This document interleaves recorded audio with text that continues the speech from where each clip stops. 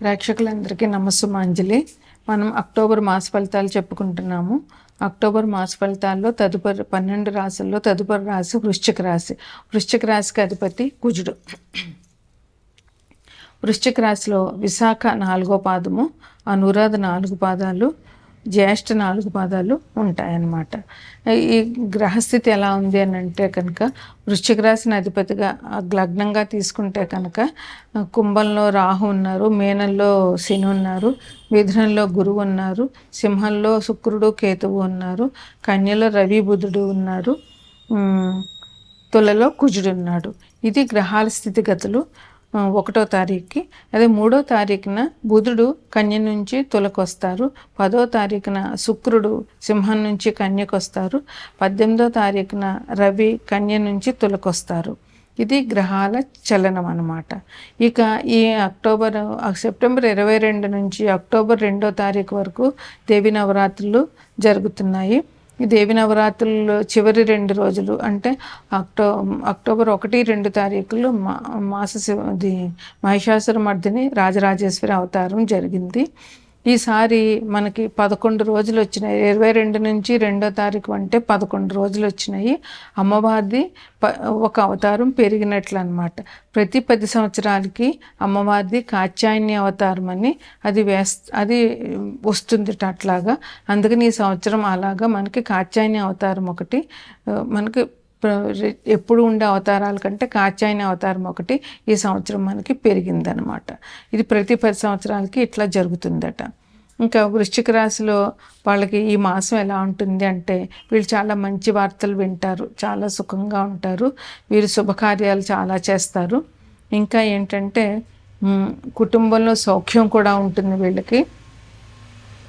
ఆధ్యాత్మిక కార్యక్రమాలు చక్కగా నిర్వహిస్తారు. ఇంకా కళాకారులు, రచయితలు వాళ్ళు ఉన్నారండి. ఈ రాశిలో ఉన్న వాళ్ళకి చాలా మెరుగైనటువంటి ఫలితాలు ఉంటాయి ఈ రాశి వారికి. ఇంకా ఖర్చులు మాత్రం ఆదాయాన్ని మించిపోతాయి, చాలా ధన వ్యయం అవుతుందన్నమాట. అది కొంచెం జాగ్రత్తగా ఖర్చులు పెట్టుకోవాల్సిన అవసరం ఉంటుంది. వాహన ప్రమాదం కూడా జరుగుతుందేమో అనేటువంటి సూచనలు కనబడుతున్నాయి. మీకు పాత బాకీలు ఏవైతే ఉన్నాయో, ఎప్పటి నుంచి రానటువంటి బాకీలు, ఆ బాకీలన్నీ కూడా వసూలు అవుతాయి. వ్యాపారంలో మాత్రం మంచి ధనలాభం ఉంది. వ్యాపారం వల్ల మీకు మంచి ధనాన్ని మీరు సంపాదిస్తారు.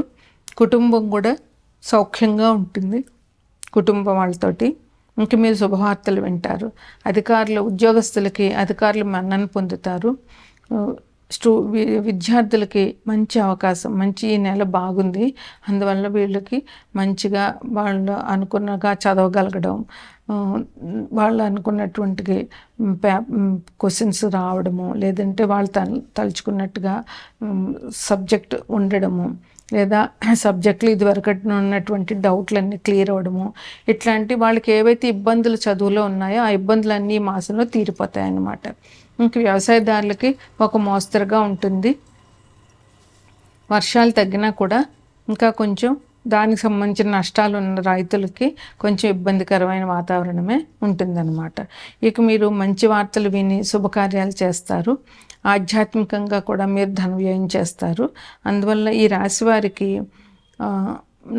మహిషాసురమర్దిని రాజరాజేశ్వరి అవతారాలప్పుడు పూజ చేయడము, అమ్మవారి దర్శనం చేసుకోవడము, దీపావళికి అమ్మవారిని పూజించడము, వృశ్చిక రాశి వారికి అధిపతి కుజుడు కనుక సుబ్రహ్మణ్యేశ్వర ఆరాధన విశేషంగా చెప్పడం జరుగుతుంది. ఇవి మీకు ఈ మాసానికి పరిహారాలు. ఏమీ లేదని చెప్పచ్చు.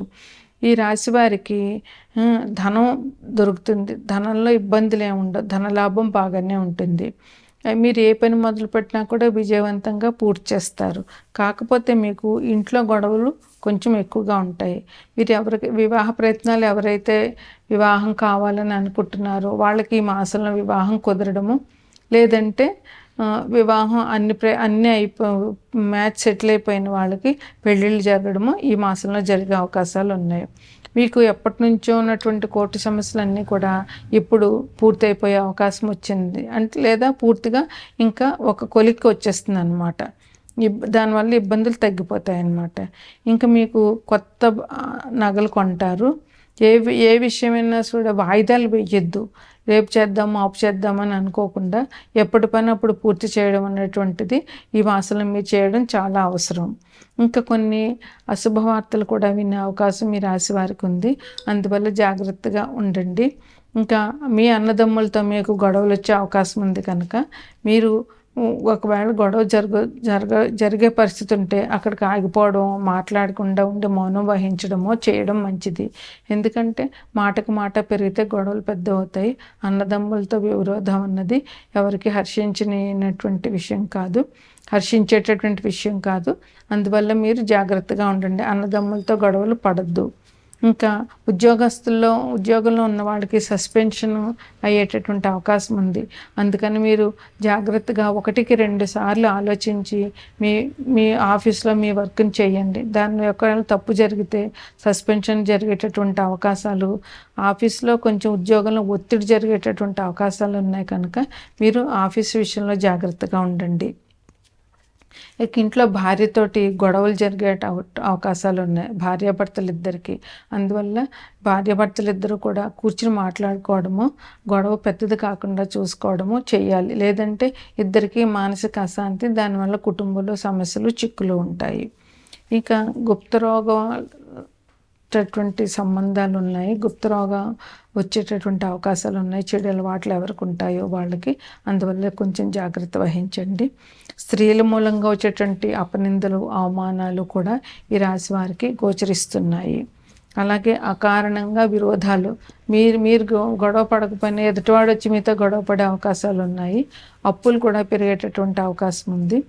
మీరు ఈ మాసంలో ఉన్న 1-2 తారీఖుల్లో ఉన్న అమ్మవారిని, మహిషాసురమర్దిని రాజరాజేశ్వరి అవతారంలో ఉన్న అమ్మవారిని దర్శించడము, అమ్మవారికి విలువైన కానుకలు సమర్పించుకోవడము, అమ్మవారి పూజ చేసుకోవడము చాలా మంచిది. అలాగే దీపావళి రోజున అమ్మవారిని పూజించడము, లక్ష్మీదేవిని అమ్మవారి గుడికి వెళ్ళి దర్శనం చేసుకోవడము.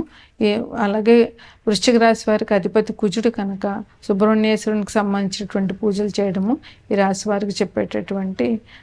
కుంభరాశి వారికి అధిపతి శని భగవానుడు కనుక శనికి సంబంధించినటువంటి పూజలు, అంటే ఎలాగూ ఈ నెల 22 నుంచి కార్తీక మాసం వస్తుంది కనుక విశేషంగా శని భగవానుడి ఈ కుంభరాశి, మకర రాశి వారు ఎవరికైతే ఏలినాటి శని ఉందో, అంటే మేషరాశి వారు, మీనరాశి వారు, వీళ్ళందరూ కూడా శని భగవానుడికి, మహాశివుడికి అభిషేకాలు చేయడము ఈ కార్తీక మాసం అంతా చాలా విశేషమైనటువంటి పరిహారం.